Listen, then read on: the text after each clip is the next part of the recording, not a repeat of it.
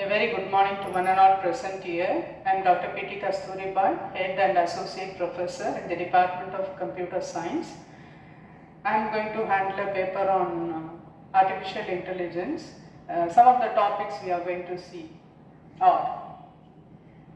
Now, AI, as far as AI is concerned, John McCarthy is known as the father of artificial intelligence. On his he has defined the AI like the science and engineering of making intelligent machines. He has given the definition as the science and engineering of making intelligent machines. AI is a set of technologies that enable computers to perform a variety of advanced functions, including the ability to see, understand, translate spoken and written languages, analyze the data, make recommendations and more.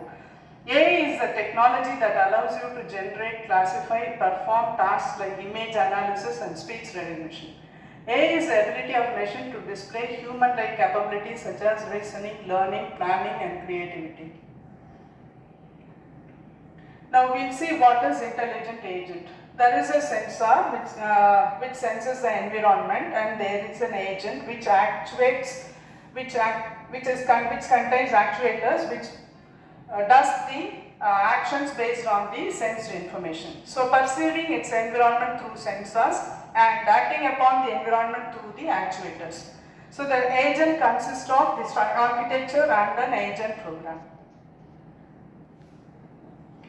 Next, there are many examples of agents in an AI. First, we'll see intelligent personal assistant. They are the agents that are designed to help users with various tasks like scheduling the appointments, sending the messages, setting the reminders. Examples, Siri, Alexa and Google Assistant. Autonomous robots, they are the agents that are designed to operate autonomously in the physical world. They can perform tasks such as cleaning, sorting, delivering goods. Examples are vacuum cleaner and Amazon delivery robot.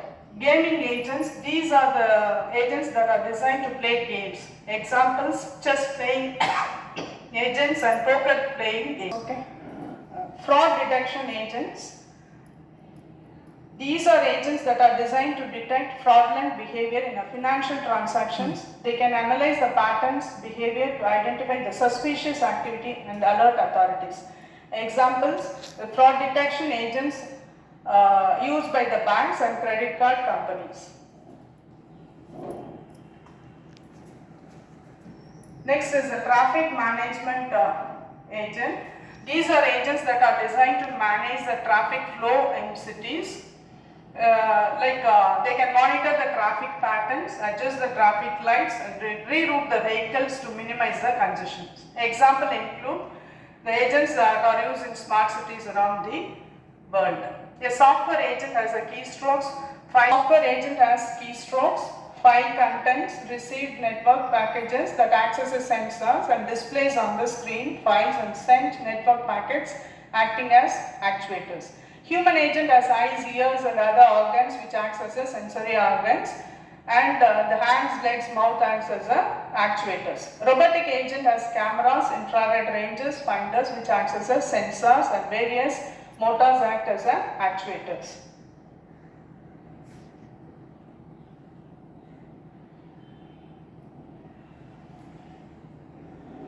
Next, we are going to see the types of agents: simple reflex agents, model-based agents, goal-based agents, utility-based agents. Simple reflex agents are those which ignore the rest of the perceived history but act only on the current perception. Perceived history is the history of all the agents that has the perceived up to date. The agent functions is based on the condition action rule.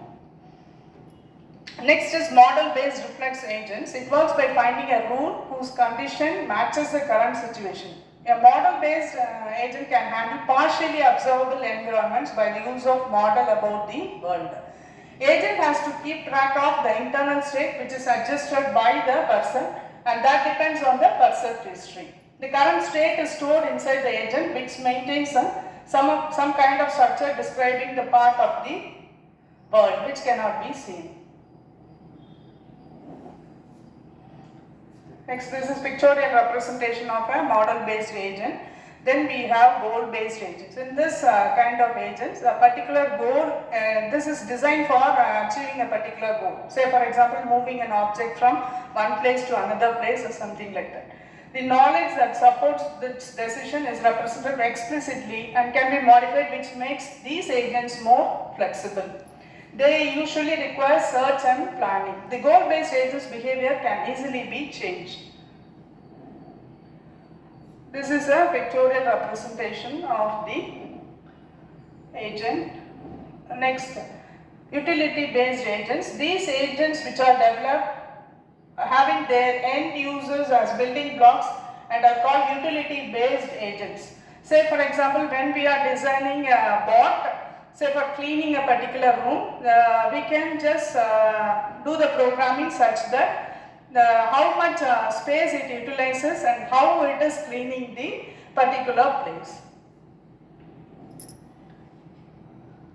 Next, we are going to see about uninformed search algorithms and informed search algorithms. Uninformed search algorithms are called as a blind search algorithms.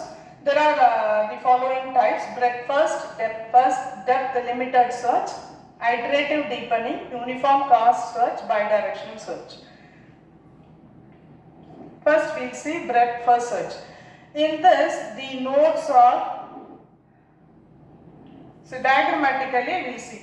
S is the root node. From here, if you are going to traverse to the node K, we need to traverse from S, A to B, A, B, then C, D, G, H, then E, F and I, and finally K. So breadth wise, when you are visiting the nodes, it is said to be a BFS algorithm. So the time complexity is order of B to the power D, space complexity is order of B to the power D. And similarly, we are going to see depth first search. It is a recursive algorithm for traversing a tree or graph in a depth-wise manner. Here, see the root node at level 0, and supposing if you are going to visit the node D, then it must come via S to A to B, then B to D. Then after completing this path, then it will traverse, go back, and then it will just visit E node. Once this is this particular portion is getting completed, then it will visit C and then G. After this left side node, then it will go and search the level 1 H, I and then K. After completing this, then it will move towards the Jth level, J node.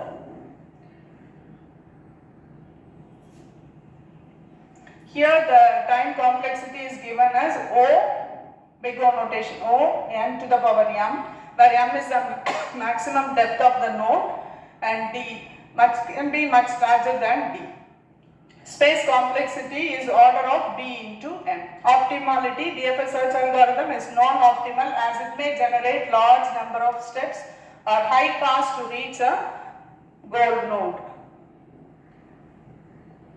Next, the third category is depth limited search algorithm. So in this we are going to restrict the level. Supposing I want to traverse through level 2, level 0, 1 and level 2, I will be limiting my search till level 2. Say from S to A to C, then C to D, and this left side is getting over, then B to I and then to J. So till level 2 I will be traversing. Here the time complexity is order of B to the power L, where B is the branching factor of the search tree and L is the depth limit. So till which level you are going, level 2 or level 1 or level 3. Then space complexity is given by order O of B into L, where B is the branching factor, L is the depth limit. Next we will see uniform cost search algorithm. In this, it is used for traversing a weighted tree or a graph. This algorithm comes into play when different cost is available for each edge. The primary goal of this search is to find a path which has the lowest cumulative cost. Say from S, I would like to reach the node G. So what is the minimum path to traverse to G node. It can be a graph or it can be a tree. Say from S to A, 1, cost is 1, from A to D, cost is 2, and from D to G, the cost is 3. 3 plus 2 plus 1 is 6. The traversal cost is, uniform cost is 6. So if it is going to be a graph, if there is any other path, then we need to consider that path also. Whichever path has got a minimum lowest cost, that will be taken for consideration. Next, iterative deepening DFS. Iterative deepening, in this, it is a combination of both BFS and DFS. This search algorithm finds out the best depth limit and does it gradually by increasing the limit until a goal is formed. Say for example, in the first iteration, A node is visited. In the second iteration, A, B, C. Okay, so I am just traversing breadthwise. In the third iteration, A, B, D, then E. So depth first, then after completing this, C, F and G. So in this manner, both the combination of depth first as well as the breadth first algorithms are used in this iterative deepening DFS. Next is bidirectional search algorithm. In this type, from the root node also we will be traversing, from the end node also, goal node also, from the end node also we will be traversing to reach the goal node.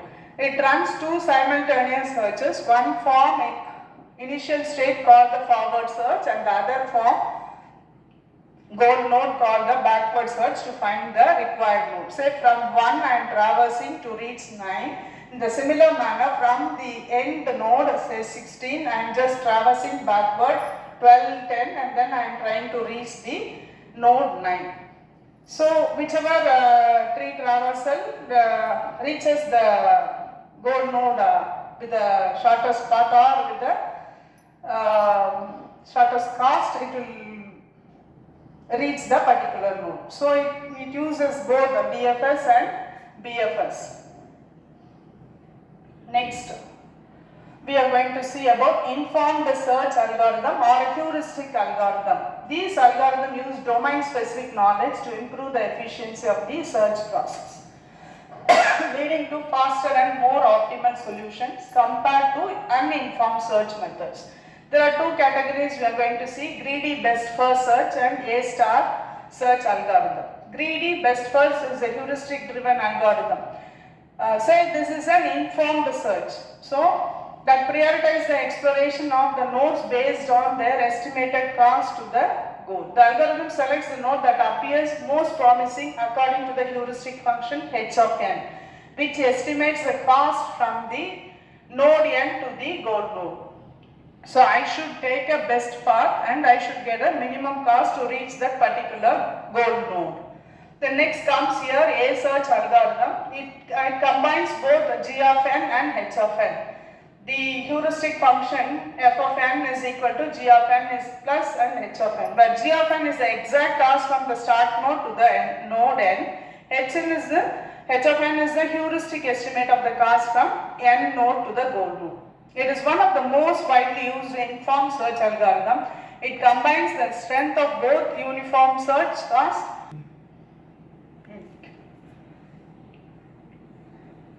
Next, we are going to see the knowledge representation in A. How are we going to represent our knowledge to the system? Here we have different categories: logical representation, semantic network, frame representation and production rules. Logical representation is nothing but the conditions, like if A is greater than B and B is greater than something like that. When you have a condition, that is called as a logical representation. And the legal sentences are converted into the logical representation. Next is semantics. Semantics are the rules which interpret the sentence into a logic. Here we are having propositional logic and predicate logic. It uses some of the symbols like this and implies all those symbols. Semantic network representation. It is an alternative of predicate logic for knowledge representation. In semantic networks, we can represent our knowledge in the form of graphical networks. Say it can be represented as a is a relation or a kind of relation. Say for example, when I have a statement like this, Jerry is a cat, Jerry is a mammal, Jerry is owned by Priya, Jerry is white colored, and all mammals are animals. These statements I am going to represent it in a semantic network manner. See here, cat is a mammal, is a relationship. All mammals are animals. Jerry is a cat and it is a white colored dog, white colored cat, and who owns it? Jerry is owned by Priya. So this sort of graphical representation, we say it as a semantic representation.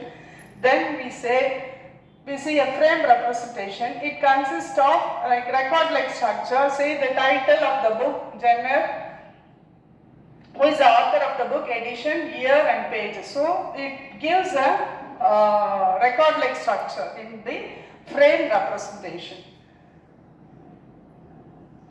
Next is production rule. Production rules system consists of a condition and action pair, which means if condition then action. The set of production rules, working memory, the recognized act cycle. Say for example, if at a bus stop and if a bus arrives, then get into the bus. If onto the bus, if you get a ticket and there is an empty seat, then the action is sit down. If it is raining outside, you take the umbrella and go. Like this sort of condition are called production rules.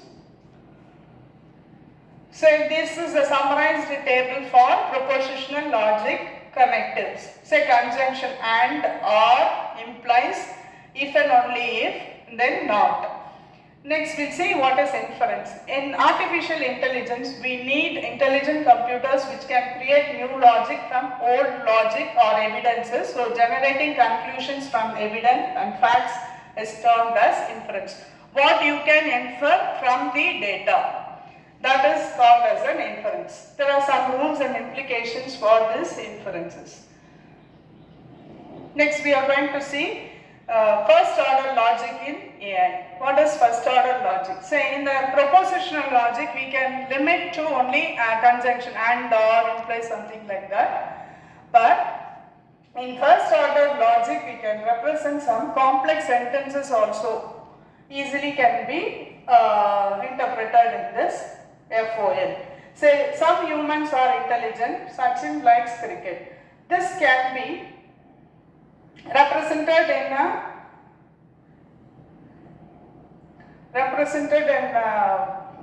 FOL. In the first order logic it can be easily represented. First order logic is another way of knowledge representation in AI. It is an extension to propositional logic. It is also known as a predicate logic or FOL predicate logic. Say for example objects A, B, people, number, colors, all these are called as objects. Relations, then it has got a red, round, is adjacent, an array, brother, sister, all those sort of things are relations. Functions, father of, best friend, end of, third innings or something like that can be represented as a function.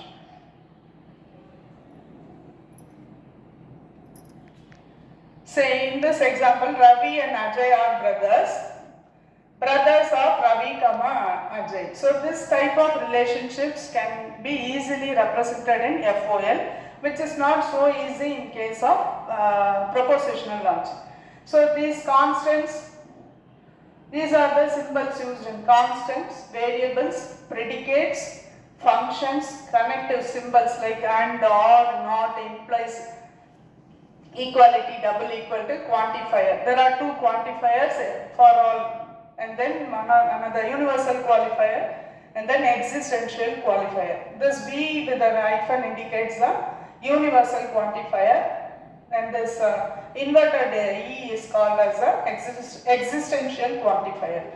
Say quantifier is a language element which generates quantification, and the quantification specifies the quantity of specimen in the universe of disclosures.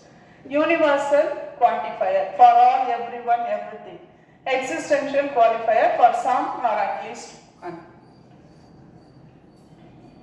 Say in this example, all man drink coffee.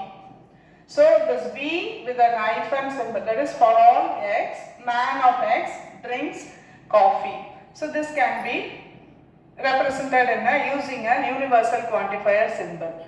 Similarly, we can take an example for an existential quantifier. There exists X, boys of X, such that they are all intelligent.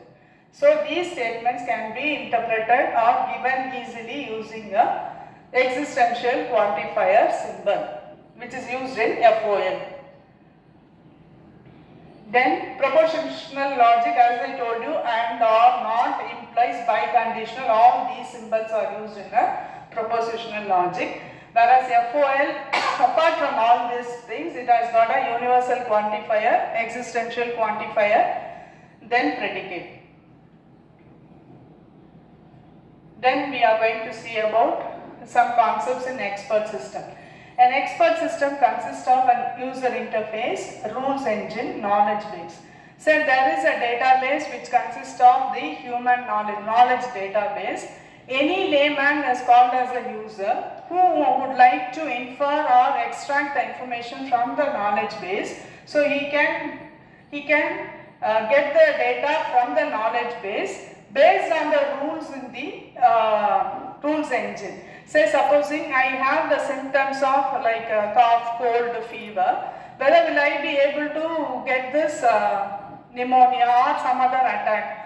Similarly, you can just feed in the data like your body mass index, your blood sugar level, all those BP, all those other parameters which are related to cardiac arrest, and you can extract the information. Will I be getting a cardiac arrest with this sort of information? So that is called expert system. An expert system is a computer program that is designed to solve complex programs and to provide a decision making ability like a human expert. So the data is fed into the system and the rules are also given. So if it matches, like when I have a body mass index of this much or greater than this, when I have a blood sugar level greater than this particular value, then there is a probability of me being a diabetic. So that sort of conclusion we can obtain using an expert system. Then there are some popular examples of expert system. Dendral. This is mainly used in the chemical analysis expert system. With the help of this, it detects the unknown organic molecules with the help of the mass spectra and the knowledge base of the chemistry.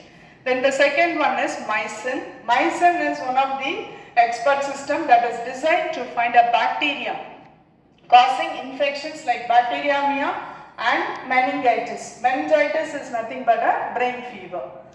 Then the third category is FIDEX. FIDEX is an expert system that is used to determine the type and level of lung cancer. And this shadow identifies the type and degree of harm level. So you can make use of this to determine this disease. It takes a picture from the upper body which looks like a shadow. This shadow identifies the type and the degree of the cancer. Then CADET. This CADET expert system is a diagnostic support system that can detect cancer at early stages. Say when we are in first, second, third level of stages of cancer, it can be a curable one. When you reach the fourth stage, then it is not a curable one. So this CADET expert system detects the early stages of our diseases.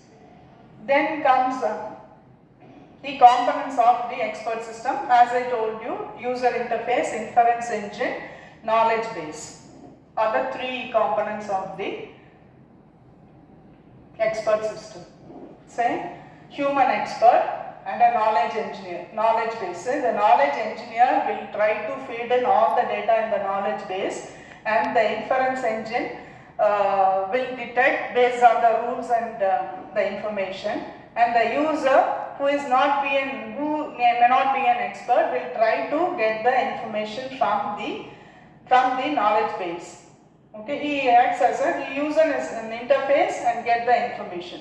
So these two people, human expert and the knowledge engineer, will try to feed in the data, and they will just form all the rules and regulations, and the user will try to extract the information. So first we'll see user interface. With the help of the user interface, Expert system interacts with the user, takes the queries as an input in a readable format and passes it to the inference engine. After getting the response from the inference engine, it displays the output to the user. In other words, it's an interface that helps a non-expert to communicate with the expert system to find a solution.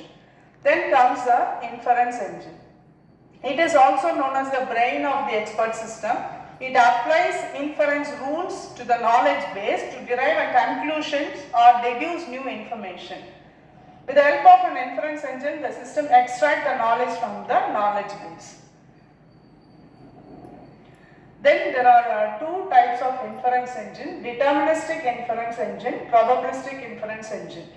Deterministic inference engine, the conclusion drawn from this type of inference engine are assumed to be true. It is based on the facts and rules.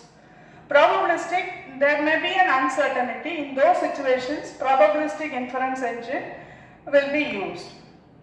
Inference engine uses the below modes to derive the solution. Two categories are there: forward chaining and backward chaining.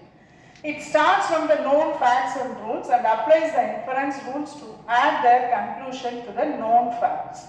So forward chaining will be going from the facts, rules and then the conclusion. In the reverse or backward chaining, we will be going conclusion, rules and then the facts.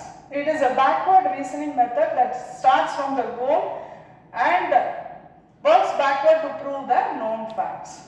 Next, the third one is the knowledge base. It is a type of storage that stores the combined.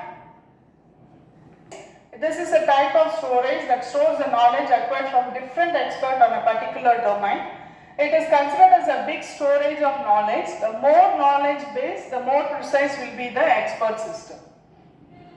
So next we'll see the types of the expert system in AI. Rule-based expert system. For example, when you have the description like if condition, then you do this, else you do this, those sort of expert systems will come under rule-based ES. Example, Mycin. As I told you, this type of expert system detects the bacterial diseases, infections. Next is the second category is frame-based expert system. It uses using the knowledge frames, which are data structures similar to the objects in the programming. Each frame contains attributes and values related to a particular concept. For example, natural language, NLP, all sort of natural language processing come under frame-based expert system.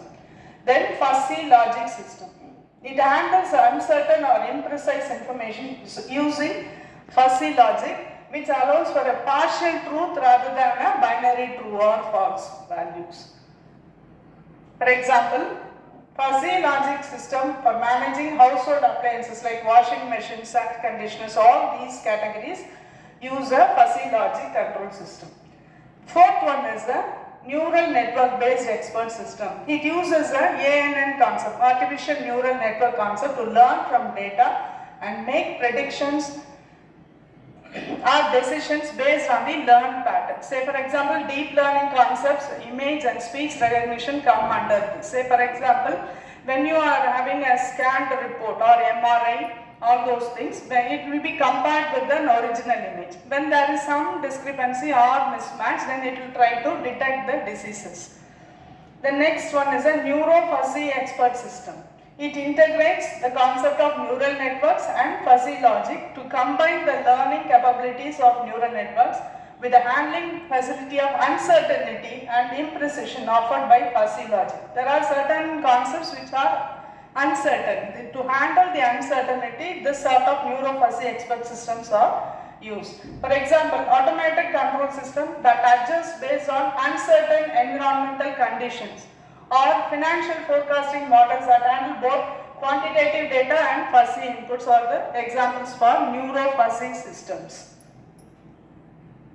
So with that, we have covered some of the topics of AI. Thank you.